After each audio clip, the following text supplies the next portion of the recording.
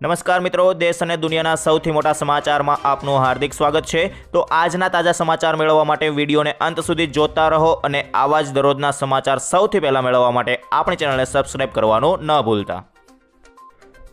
તો મિત્રો, આજના સૌપ્રથમ સમાચાર વિશે જોઈએ તો ફરી તૈયાર રહેજો, ફરીવાર આવશે વરસાદ। જી હા મિત્રો, હવામાન વિભાગના જણાવ્યા મુજબ અત્યારે પાકિસ્તાન અને રાજસ્થાનની આસપાસ એક અપર એર સર્ક્યુલેશન સક્રિય થયું છે। આ ઉપરાંત 15 એપ્રિલની રાતના ઉત્તર પર્વતીય પ્રદેશોમાં એક નબળું વેસ્ટર્ન ડિસ્ટર્બન્સ પણ સક્રિય થઈ રહ્યું છે। આ બંને સિસ્ટમની સીધી અસર ગુજરાતના વાતાવરણ પર જોવા મળશે। દરિયો અસ્થિર રહેવાની શક્યતાને પગલે માછીમારોને પણ દરિયો ન ખેડવાની કડક સૂચના આપવામાં આવી છે। તો મિત્રો, તમને જણાવી દઉં તો કયા જિલ્લામાં ક્યારે કેટલો વરસાદ પડશે તેને લઈને વાત કરીએ તો હવામાન વિભાગની આગાહી મુજબ આગામી દિવસોમાં વિવિધ વિસ્તારોમાં ગાજવીજ સાથે વરસાદ પડી શકે છે, જેમાં 19 એપ્રિલના રોજ સૌરાષ્ટ્રના ભાવનગર અને અમરેલી તેમજ ઉત્તર ગુજરાતના સાબરકાંઠા, અરવલ્લી, મહીસાગર અને દાહોદ જિલ્લામાં ગાજવીજ સાથે માવઠું પડવાની શક્યતા છે। આ ઉપરાંત 20 એપ્રિલના રોજ સૌરાષ્ટ્ર અને ઉત્તર ગુજરાતના કેટલોક ભાગોમાં કમોસમી વરસાદ પણ વરસી શકે છે।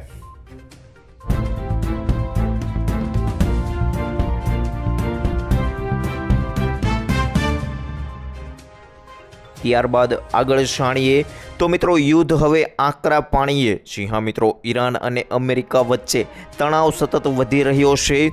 ઇસ્લામાબાદમાં યોજાયેલી મંત્રણા સફળ ન થતાં અમેરિકાએ મોટું પગલું ભર્યું છે। તેણે અરબી અને ઓમાનની ખાડીમાં ઈરાનના બંદરો પરથી આવતા અને જતા તમામ દેશોના જહાજો પર પ્રતિબંધ મૂક્યો છે। આ સમય દરમિયાન યુએસ નેવીના જહાજો સમુદ્ર પર સતત નજર રાખી રહ્યા છે। ઈરાનની કડક ચેતવણી પણ આપવામાં આવી છે, જેની અંદર મિત્રો ઈરાન તરફથી એક આકરી પ્રતિક્રિયા આવી છે। દેશના સર્વોચ્ચ નેતા મોજતબા ખમેનીના લશ્કરી સલાહકાર મોહસિન રેજાઈએ અમેરિકાને કડક ચેતવણી આપી છે। તેમણે કહ્યું કે જો અમેરિકા હોર્મુઝ સ્ટ્રેટને બંધ કરવાનો પ્રયાસ કરશે તો ઈરાન અમેરિકાના જહાજોને નિશાન બનાવી શકે છે। તેમણે એમ પણ કહ્યું કે જો અમેરિકા ઈરાનની ધરતી પર સૈનિકો મોકલશે તો તેને ભારે નુકસાન સહન કરવું પડશે અને તેમના મતે ઈરાન અમેરિકન સૈનિકોને પણ પકડી શકે છે।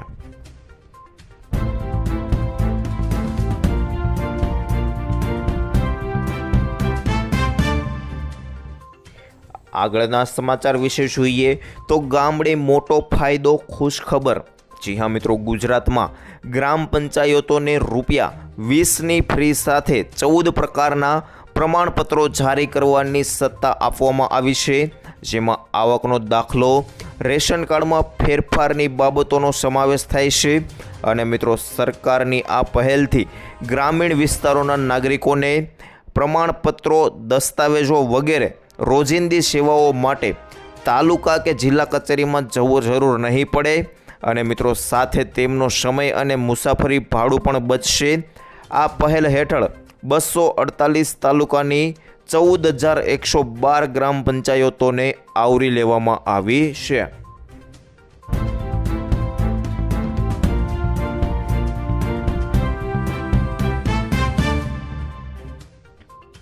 ત્યાર પછી મહત્વના સમાચાર, જેની અંદર દેશના નાના મોટા ધંધા ભાંગી પડશે। ખાસ કરીને મિત્રો જાણી લેજો, કારણ કે પશ્ચિમ બંગાળમાં ચૂંટણી પ્રચાર દરમિયાન કોંગ્રેસ નેતા રાહુલ ગાંધીએ વડાપ્રધાન નરેન્દ્ર મોદી અને કેન્દ્ર સરકાર પર અત્યાર સુધીનો સૌથી આકરો શાબ્દિક હુમલો કર્યો છે।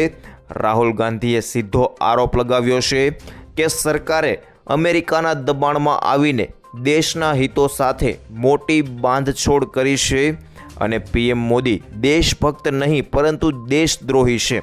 ખાસ કરીને મિત્રો, બંગાળમાં એક વિશાળ ચૂંટણી રેલીને સંબોધતા રાહુલ ગાંધીએ ભારત અમેરિકા ટ્રેડ ડીલ એટલે કે મિત્રો વેપાર કરાર પર ગંભીર સવાલો ઉઠાવ્યા હતા। તેમણે કહ્યું કે સરકારે અમેરિકા પાસેથી આશરે 9.5 લાખ કરોડ રૂપિયાની વસ્તુઓ ખરીદવાનું વચન આપ્યું છે આટલા મોટા પાયે કરાર થવાથી અમેરિકન માલ ભારતીય બજારોમાં સુનામીની જેમ ત્રાટકશે, જેના પરિણામે ભારતના પોતાના નાના અને મધ્યમ કદના ઉદ્યોગો પડી ભાંગશે. આની સીધી અસર ગંભીર ખાસ કરીને મિત્રો દેશના ખેડૂતો અને કૃષિ ક્ષેત્ર પર પણ પડશે, જેનાથી રોજગારીની બહુ મોટી કટોકટી ઊભી થશે.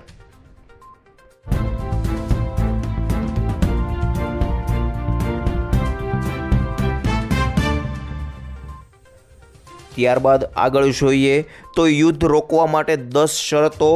જી હા મિત્રો, અમેરિકા અને ઈરાન વચ્ચે યુદ્ધનો અંત લાવવા માટે રાજદ્વારી કાર્યવાહી શરૂ થઈ ગઈ છે. બંને દેશો શાંતિ વાટાઘાટોના બીજા રાઉન્ડ માટે સંમત થયા છે. શાંતિ વાટાઘાટોનો સમય અને સ્થાન હજુ સુધી નક્કી થયું નથી, પરંતુ એવી અટકળો છે કે બંને દેશો પાકિસ્તાનના ઇસ્લામાબાદમાં ચર્ચા માટે ફરીથી મળી શકે છે.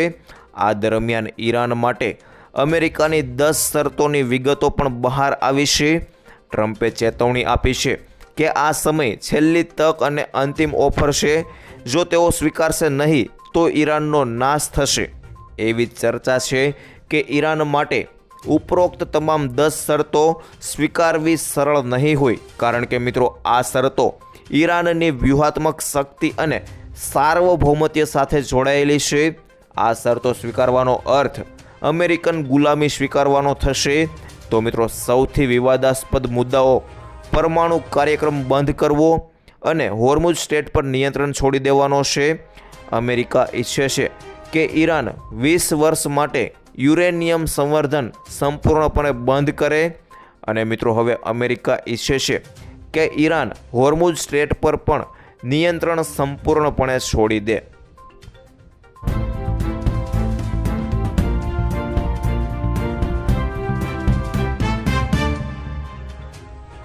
ત્યારબાદ આગળ જાણીએ તો 2025 10,000 રૂપિયા મળી શકે. ખાસ કરીને જાણી લેજો, કારણ કે મિત્રો પ્રધાનમંત્રી કિસાન સન્માન નિધિ યોજના એટલે કે PM કિસાન યોજના હેઠળ ખેડૂતોને વાર્ષિક આપવામાં આવતી રકમને 6,000 રૂપિયાથી વધારીને 10,000 રૂપિયા કરવાની જોરદાર ચર્ચા છે. દેશભરના ખેડૂતો 1 ફેબ્રુઆરી 2025ના રોજ રજૂ થનારા કેન્દ્રીય બજેટમાંથી આ નિર્ણયની અપેક્ષા રાખી રહ્યા છે. આ બજેટ મોદી સરકારના ત્રીજા કાર્યકાળનું પ્રથમ પૂર્ણ બજેટ હશે. તેથી ખેડૂતોની નજર નાણામંત્રી નિર્મલા સીતારમણની સંભવિત જાહેરાતો પર ટકેલી છે.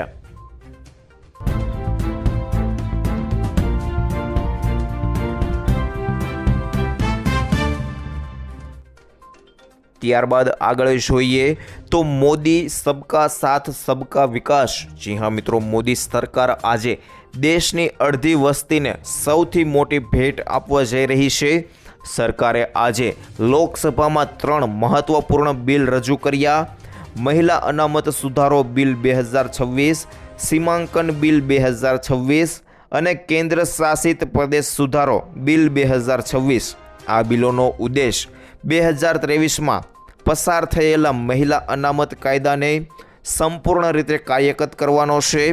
કેન્દ્રીય કાયદા મંત્રી અર્જુન રામ મેઘવાલે આજે લોકસભામાં આ 3 બિલ રજૂ કર્યા અને વડાપ્રધાન મોદીએ કહ્યું કે મારું માનવું છે કે વિકસિત ભારતનો અર્થ ફક્ત ઉચ્ચ ગુણવત્તાવાળા રેલવે, કેટલાક માળખાગત સુવિધાઓ, રસ્તાઓ અને કેટલાક આર્થિક પ્રગતિના આંકડા નથી.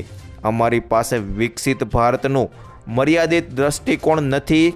અમે ઈચ્છીએ છીએ કે સબકા સાથ સબકા વિકાસના મંત્રને વિકસિત ભારતની નીતિ નિર્માણમાં સામેલ કરવામાં આવે અને સમયની જરૂરિયાત છે કે દેશની 50% વસ્તી દેશની નીતિ નિર્માણનો ભાગ બને, અને આપણે પહેલાંથી જ વિલંબ કર્યો છે. ગમે તે કારણ હોય, જે પણ જવાબદાર હોય, આપણે આ સ્વીકારવું જોઈએ.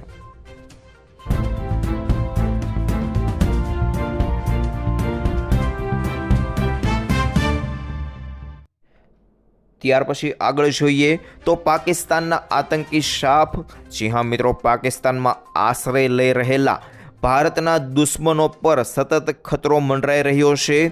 તાજેતરના અહેવાલ મુજબ આતંકવાદી સંગઠન લશ્કર-એ-તૈયબાના સ્થાપક સભ્ય અને કુખ્યાત આતંકી હાફિઝ સૈયદના અત્યંત નજીકના ગણાતા અમીર હમઝા પર લાહોરમાં જીવલેણ હુમલો થયો છે. અજ્ઞાત હુમલાખોરોએ હમઝા પર અંધાધૂંધ ફાયરિંગ કર્યું હતું, જેમાં તેનું મોત નીપજ્યું હોવાના અહેવાલો મળી રહ્યા છે.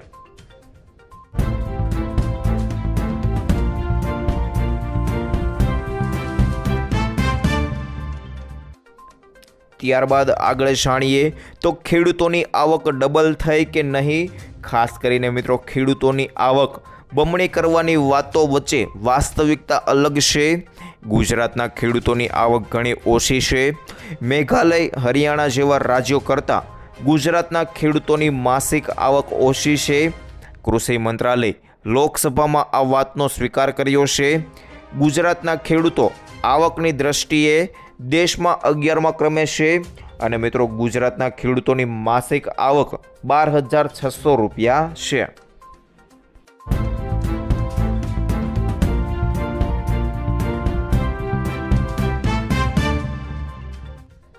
ત્યારબાદ આગળ જોઈએ તો વોટ આપવા જાઓ એ પહેલાં જોઈ લો. જી હા મિત્રો, ગુજરાતમાં સ્થાનિક સ્વરાજ્યની ચૂંટણીઓનો જંગ બરાબરનો જામ્યો છે. ત્યારે આ વખતે મતદાન કરવાની પદ્ધતિમાં કેટલાક મહત્ત્વના ફેરફાર કરવામાં આવ્યા છે. ખાસ કરીને મહાનગરપાલિકાની ચૂંટણીમાં મતદારોએ ઈવીએમ પર મતદાન કરતી વખતે ખાસ સાવધાની રાખવી પડશે. ચૂંટણી પંચની નવી માર્ગદર્શિકા મુજબ જ્યાં સુધી તમે ઈવીએમમાં રહેલું પીળું રજિસ્ટ્રેશન બટન નહીં દબાવો ત્યાં સુધી તમારો વોટ માન્ય ગણાશે નહીં. એટલે કે મિત્રો ખાસ કરીને મહાનગરપાલિકાના દરેક વોર્ડમાં સામાન્ય રીતે 4 ઉમેદવારોની પેનલ હોય છે. મતદાર પોતાની પસંદગી મુજબ મહત્તમ 4 ઉમેદવારને મત આપી શકે છે. તમે તમારી પસંદગીના 1, 2, 3 કે 4 ઉમેદવારોના નામ સામેના બટન દબાવ્યા બાદ પ્રક્રિયા પૂર્ણ કરવા માટે ઈવીએમમાં નીચેના ભાગે આપેલું પીળા રંગનું રજિસ્ટર બટન દબાવવું ફરજિયાત છે. જો તમે આ બટન નહીં દબાવો તો તમારું મતદાન અધૂરું ગણાશે અને વોટ રજિસ્ટર થશે નહીં.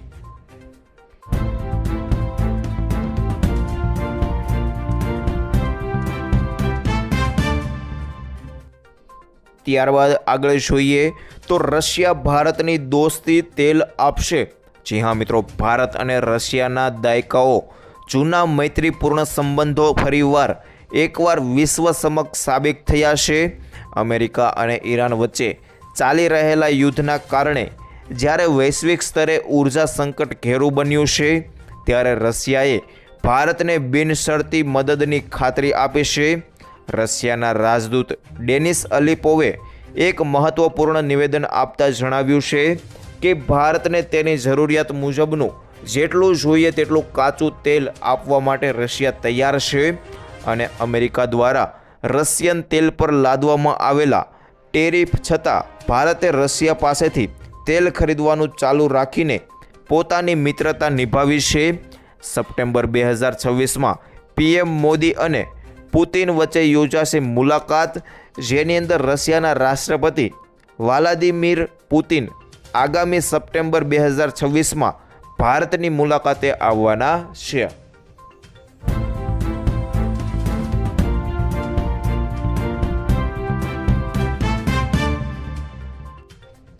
ત્યાર પછી આગળ જોઈએ તો મિત્રો અધિકારીઓને હવે ખતરો.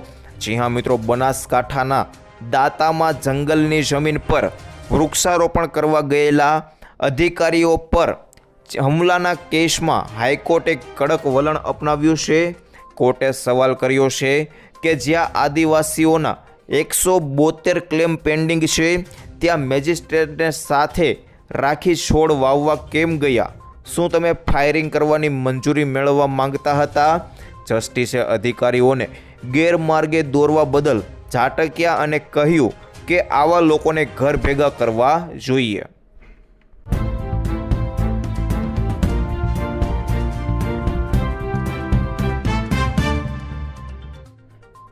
ત્યારબાદ આગળ જોઈએ તો હર્ષ સંઘવી ન બોલવાનું બોલ્યા. જી હા મિત્રો, નાયબ મુખ્યમંત્રી હર્ષ સંઘવીએ કોંગ્રેસ પર આકરા પ્રહારો કર્યા હતા।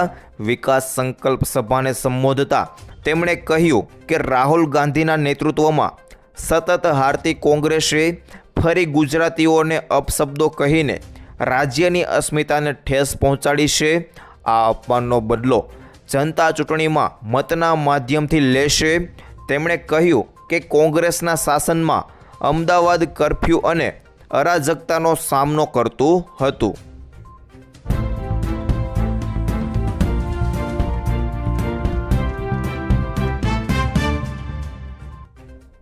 ત્યાર પછી આગળ જોઈએ તો સોના ચાંદીના ભાવમાં વધારો થશે।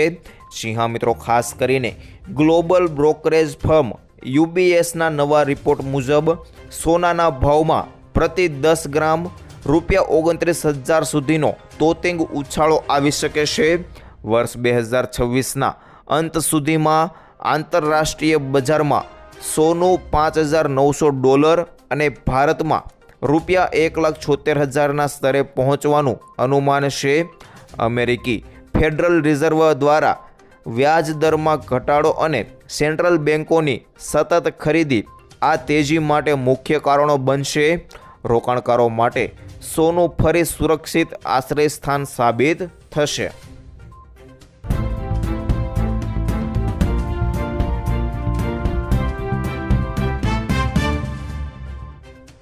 ત્યારબાદ આગળ જોઈએ તો હવે કેરીના ભાવ વધશે।